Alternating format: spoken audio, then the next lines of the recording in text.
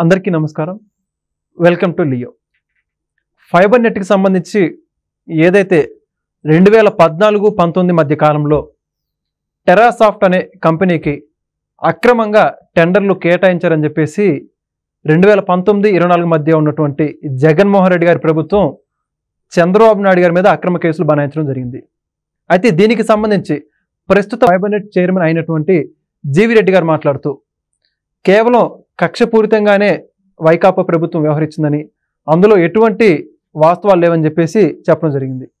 అయితే ఈ అంశానికి సంబంధించి పూర్తి వివరాలు తెలుసుకునే ప్రయత్నం చేద్దాం. మనతో ఉన్నారు సీనియర్ జర్నలిస్ట్ కనకదుర్గ గారు. మేడం నమస్కారం అండి. నమస్తే అండి. మేడం, ప్రస్తుత ఫైబర్ నెట్ చైర్మన్ అయినటువంటి జీవి రెడ్డి గారు మాట్లాడుతూ చంద్రబాబు నాయుడు గారి మీద పెట్టిన ఫైబర్ నెట్కి సంబంధించినటువంటి కేసు గురించి, మరోపక్క వైసీపీకి ఎవరైతే తొత్తులుగా వ్యవహరించారో అంటే ఫైబర్ నెట్ ఎండీ అయినటువంటి మధుసూదన్ రెడ్డి గారు, వీళ్ళందరూ కూడా సాక్షి ఛానల్స్లో, సాక్షి పత్రికల్లో తప్పుడు కథనాల గురించి వీటన్నిటికీ సంబంధించి కేసు నమోదు చేసే ఆలోచనలు ఉన్నట్టు తెలిపారు.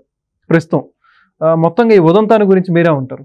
మీరు కనుక చూసినట్లయితే ఈ మధ్యకాలంలో ఫైబర్ నెట్కి చైర్మన్ అయిన జీవి రెడ్డి గారు అంటే దూకుడు ప్రదర్శిస్తున్నారు, ప్లస్ వాస్తవాలు వెలికి తీయడానికి ప్రయత్నిస్తున్నారు. అక్రమంగా ఉన్న 600 మంది ఉద్యోగులను ఏదో ఆయన తొలగించినట్టున్నారు. అంటే ఎక్కడా కూడా ఆయన అవినీతికి అక్రమాలకి తావు లేకుండా చాలా స్ట్రైట్ ఫార్వర్డ్గా ఆయన పనిచేస్తున్నారు, మనకు అర్థమవుతుంది. నిన్న కూడా ఆయన అందుకనే టెరాసాఫ్ట్ ఏదైతే ఉందో టెరాసాఫ్ట్కి సంబంధించి మేమేదో అక్రమంగా వాళ్ళకి ఇచ్చామని అంటున్నారు.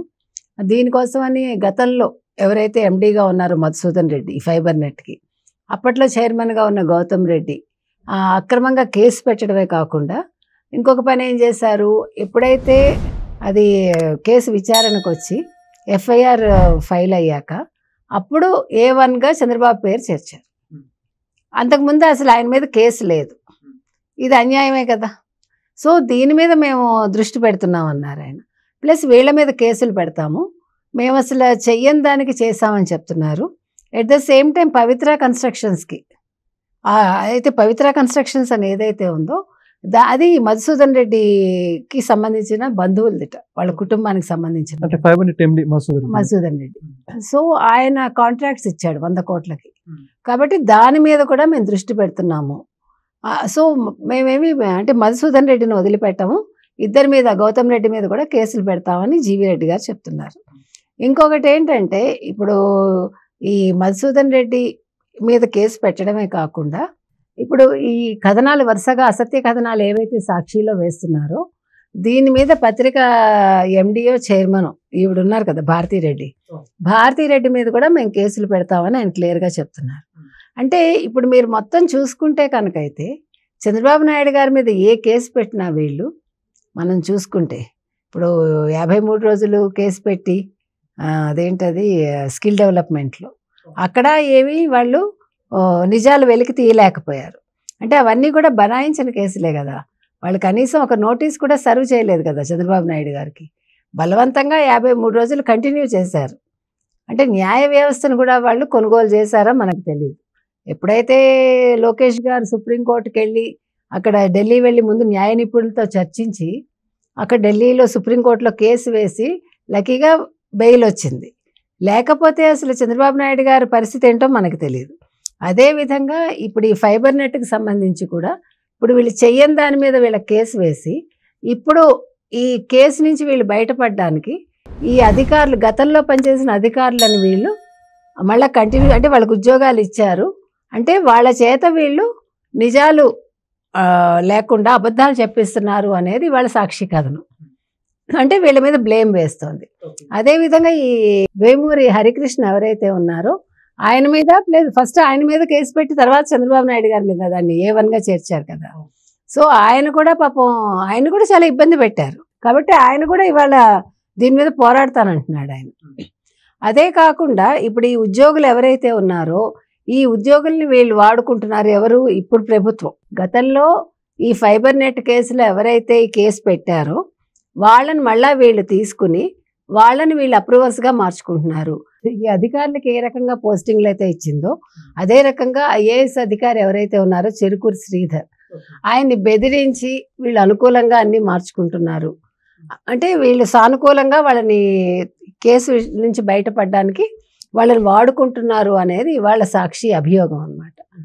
సో వీటన్నింటి మీద కూడా మేము వదిలిపెట్టము, కేసులు పెడతామని నిన్నను జీవీ రెడ్డి గారు చెప్పడం అయితే జరిగింది. సో ఇది కేసు అండి. అయితే ఇక్కడ ఇంకోటి చూసుకోవాల్సింది ఏంటంటే అసలుకి ఏవి వాస్తవాలు లేకుండానే చంద్రబాబు నాయుడు గారి మీద కేసు నమోదు చేశారని చెప్పేసి జీవీ రెడ్డి గారు అంటున్నారు. కేవలం చంద్రబాబు నాయుడు గారి మీద కక్షపూరితంగానే వ్యవహరించారని చెప్పుకోవచ్చు, దీన్ని బట్టించి అంటే అర్థమైంది అనుకోవచ్చు. అంటే పాపం ఇప్పుడు ఆ వేమూరి హరికృష్ణ గారి మీద అక్రమంగా పెట్టడమే. ఆయన ఎంత ఇబ్బంది పడ్డారో మనకు తెలుసు గత ప్రభుత్వ హయాంలో. అసలు చంద్రబాబు నాయుడు గారిని ఏ రకంగా చేరుస్తారు వీళ్ళు? అంటే టెక్నాలజీ అంటే ఇంకా చంద్రబాబు నాయుడు అని వీళ్ళు ఒప్పుకున్నట్ట. అంటే ఇండైరెక్ట్ గా టెక్నాలజీ అంటే చంద్రబాబు నాయుడు, ఆయనకు సంబంధం ఉన్నా లేకపోయినా ఆయన పేరు చేర్చేద్దాం అనేది వాళ్ళ ఉద్దేశమా? మనకి ఇక్కడ అర్థమవుతున్నది అది. అంటే మీకు జగన్మోహన్ రెడ్డి ఉద్దేశం ఏంటంటే ఆయనకి నిద్దట్లో కూడా ఉలిక్కిపడే పేరు గతంలో చంద్రబాబు నాయుడు, ఆ తర్వాత రెడ్ బుక్ వచ్చాక ఉలిక్కిపడే పేరు లోకేష్ కదా. నిన్న కూడా మాట్లాడుకున్నాం మనం, అంబటి రాంబాబు రెడ్ బుక్కి ఎవడు భయపడ్డు, మా ఇంట్లో కుక్క కూడా భయపడదు అన్నాడు కదా. సరే నాయన, మీ ఇంట్లో కుక్క భయపడదు, మరి జగన్మోహన్ రెడ్డి ఎందుకు భయపడుతున్నాడు అని అడిగాం మనం కదా. అంటే ఏంటి కుక్కతో పోలుస్తున్నాడు అంబటి రాంబాబు వాళ్ళ నాయకుడిని? మరి భయపడే కదా మీరందరూ రెడ్ బుక్కులు పెట్టుకోండి, మీరు కూడా రెడ్ బుక్కులు రాసుకోండి అన్నాడు కదా మొన్న ఇటీవల కాలంలో. సో నేను అనేది ఏంటంటే జగన్మోహన్ రెడ్డి డైరెక్ట్గా ఎదుర్కోలేక, చంద్రబాబు నాయుడు అంటే భయం కాబట్టి నిద్దట్లో కూడా ఉలిక్కిపడి లేస్తాడు కాబట్టి ఎలాగైనా ఆయన మీద కేసు పెట్టాలి. అంటే ఆయన ఎక్కడ తప్పులు చేయలేదు, ఎక్కడ దొరకలేదు కాబట్టి ఎలాగైనా ఆయన మీద ఒక తప్పుడు కేసు పెట్టి జైల్లో పెట్టాలి అని కలలు కన్నాడు. ఆ కలలు సాకారం చేసుకున్నాడు పెట్టడం వరకు అంటున్నా. తర్వాత ఆయన బయటకు వస్తాడని నేను ఊహించలా. అంటే మనం తప్పుడు కేసు పెట్టినా మనం బయటకు వచ్చేయగలరు వీళ్ళని అతను అనుకోవాలా. ఎందుకంటే నిజం ఎప్పుడూ కూడా నిర్భయంగా బయటకు వస్తుంది. వీళ్ళు ఎంత అవకాశం కోసం చూసారంటే 5 ఏళ్ళు అసలు వీళ్ళు తెలివి తక్కువగా చేసుకున్నారు. లాస్ట్ మినిట్లో కేసు పెట్టి, అంటే ఏడాది ముందు ఆల్మోస్ట్. దానివల్ల నష్టపోయింది వాళ్ళ వైసీపీ. అంటే పగ పెంచుకోవడం అనేది ఎంత తప్పో ఇది జగన్మోహన్ రెడ్డికి అర్థమై ఉండాలి. ఒక మనిషిని పగ పెంచుకుని మనం జైల్లో పెడితే ప్రజలు తిరగబడతారు. ఎందుకంటే ప్రపంచవ్యాప్తంగా చంద్రబాబు నాయుడుని అంటే జైల్లో పెట్టినందుకు నిరసన తెలిపింది, ముఖ్యంగా ఐటీ ఉద్యోగులు. ఇది ఊహించని విషయం ఎవరు? జగన్మోహన్ రెడ్డి.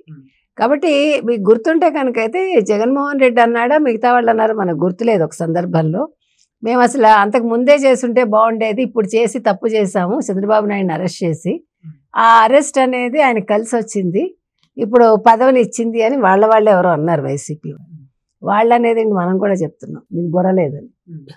ఎందుకంటే కక్ష సాధించాలనుకున్నాడు తప్ప ఆ కక్ష సాధించడం కోసం నిజమైన కేసులు ఏమైనా ఉంటే పెట్టాలి, కానీ అబద్ధమైన కేసులు పెడితే ఖచ్చితంగా ఇలాగే ఉంటుంది పరిస్థితి.